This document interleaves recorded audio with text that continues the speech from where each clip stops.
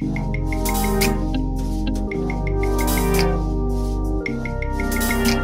guys, welcome back. So today I'm doing a video on products I regret. Now before I get into this video, I did want to do a little disclaimer because there's not many products that I regret. I will honestly say that, but the ones that I do, I don't want anybody to think I'm bashing these brands. Just because it doesn't work for me doesn't mean that it's not going to work for you. Some things that you may like, I may not like, and so forth and so on. So but anyway, we're gonna go ahead and jump into it because you guys asked for it, and yeah, let's do it. Let's begin now. The first product is the Clinique Beyond Perfecting Foundation, and I know I have a review up on this, and I told you guys in that review that I like the foundation. I will say that I do like it. It's just my only thing is that it moves. Like, it moves out of place a lot. It leaves like everywhere, and it transfers like no other. And I tried setting it different ways. I tried using it with different primers, and no matter what I did, it still did the same thing.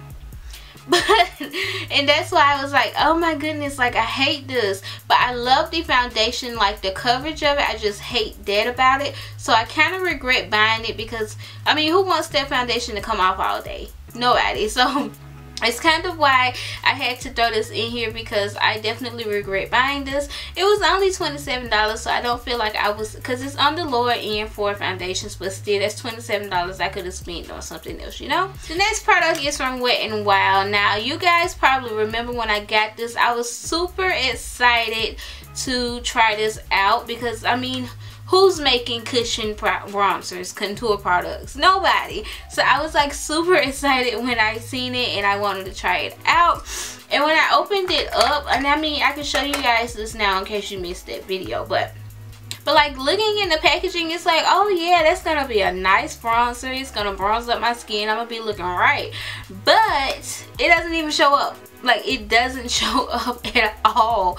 And like, they couldn't have made one for darker skin tone. Like, they could have made one for darker skin tone. And like I said, I'm not bashing these brands because I love Wet n Wild and I love Clinique and all of that. But it's just like, really, you couldn't have made a darker skin one. I love the highlight and all that other stuff, but that just... I wanted to talk about these lashes because you guys probably remember in a few videos back I said I was going to talk about them in this video. Guys, don't waste your money buying this. Now, I'm not going to say all kids lashes are bad because I do have some kids lashes that I do like. But these are the Lash Contour Faux Mink collection, and I bought these out of Walmart, and these are the most uncomfortable lashes I own. Like, I would never wear these lashes again. And I had to like cut one eye, which was weird because I never have to cut. If I have to cut one eye, I have to cut both of them, but like this one fit perfectly with that one. It was weird like with that, and then like it had like white like furry stuff on it, and I was like, what?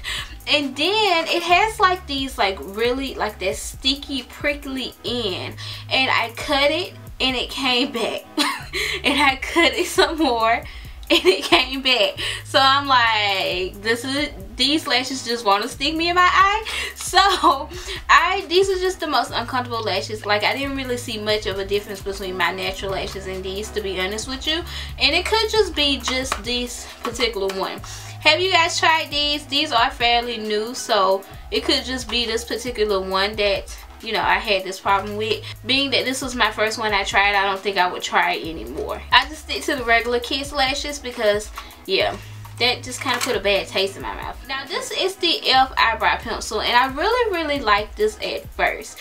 And the reasoning why is because it's only like $2 or $3. It's very affordable. And then when it first came out, it was one of the only ones in the drugstore that had like the spoolie on the end and the product on the other end. I was really excited to try this out, and when I first got it, it worked perfectly fine and I loved it. and like the color, they only have 2 colors, so that was like the little I didn't like about it. It comes in natural brown and a taupey color. I do have both of them. The thing that kind of makes me regret getting this, the more you use it, the flatter it gets, which means the fatter it's gonna get, if that makes sense. So it's like really fat instead of being narrow to draw on your brows, like how, like, say the Anastasia Beverly Hills one, it stays the same size. This one gets like really fat, so it's gonna give you like a really thick line, if that makes sense. And it's like, you don't want that thick of a line doing your brows. Like, you just, I don't know, I just really didn't like that. And then I feel like, again, the colors, the 2 colors that it come in, I feel like it's not really like neutral brown, is not really dark enough. This is the Maybelline 24K Nudes palette. Now, I will admit that I did like this palette better than I liked the original Nudes, which is the only other Nudes one that I own. So I will say that I did like this one better than that one. However, like I said in that video that I tried this out in, I don't like the fact that it doesn't have a transitional color. One thing that I do like about eyeshadow palettes when I use them, I like to be able to just create my entire look with that one palette. I shouldn't have to go out and get other stuff, you know. Even though a lot of times I do that, I still want the option to be able to do that, and I don't have that option with this. But the other thing that I don't like about this palette is that it's not consistent. Some of the shadows in here are super pigmented, and some of them it's like, did you even put any pigmentation in this? Like, so that's one thing that I don't like about it, is that it's just not consistent. Like, for example, this gold is like very pigmented. I'll just swatch it here. It's really nicely pigmented. And then the black is really nicely pigmented, you know. But when you get up here into the lighter metallic colors, for example, let's take this pink one here.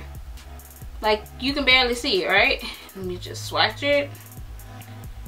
You see it? Like, it's just like, what? No. So it's and a lot of them are like that. A lot of them are like super pigmented, and then some of them are just like, did you even try? So I just don't like that about this palette. I will still use it because, like I said, the gold and the black in here are beautiful. I feel like the gold could be a little bit more pigmented, but you know, I'm just extra like that. But I do feel like they are lacking in pigmentation in a lot of the colors, and that's one thing that I didn't like. This is from BH Cosmetics, guys, and I don't know if it's because I bought mine from Marshalls or what, but I do have the smoky version of this palette, and then this one is the neutrals. This is the Neutral Eyes 28 color eyeshadow palette, and again, I have the smoky eyes one, and I love that one. That one is super pigmented. Every shadow I use out of there is, I'm very impressed. But this one, again, kind of similar to the Maybelline one, the pigmentation is lacking so much, and it's so weird. And the thing that gets me, this is a Neutral Eyes palette, but it got this big old pink color right here. Like, it's browns and then pink. But the thing that gets me the most about this is that it's like they're very chalky, and then they're not like super pigmented, if that makes sense. Like, it's just, they're all just very chalky, and I don't like that. And I feel like some of them, like some that you would think are matte, like they look matte in the palette, they have like shimmer or sheen to it, and it's like, what? And then, like, for example, like this black down here looks very pigmented, but when I swatch it, like, you have to dig, and even I'm like digging in here and it's not getting any darker. So it's just like, and then again, super chalky. So I don't know if it's because I got mine from Marshalls, but I just don't know. Maybe I just have a bad one. I don't know. Do you guys have this palette? Let me know. And then the last 2 products are from e.l.f. and staying with eyeshadow palettes, this is the e.l.f. Prism eyeshadow palette, and it's in the shade Sunset. Now, I have the like nude bronzy one of this, and I love that one. But this one here, I don't know if it's because I love the nudes one so much that this one I feel like it's just lacking pigmentation and Like that one is just like metallic and sheens, and it's just like, yes, like I love that one. But this one, I just feel like you can just look at them. Like they barely even show up. And I was just like, I just don't know. And then these are a lot chalkier than the, these are them here. I swatched all three. You can barely see them, right? Yeah. They're very chalky and they just don't show up. And like how the metallic, the nudes one is like super metallic and has a lot of sheen to it. And they look kind of like foil shadows, but not quite foily. If you have the nude ones, you know what I'm trying to get out. But this one is just lacking that. So alright, and then the last palette is the Ambient palette. Now the thing that gets me about this palette, now I think it's called the Illuminating palette. When I bought mine, I clicked Illuminating palette, but when I received it, I got Ambient palette. So I don't know if that's why mine is all flicked in and whatnot, but this is their pretty much highlighting palette.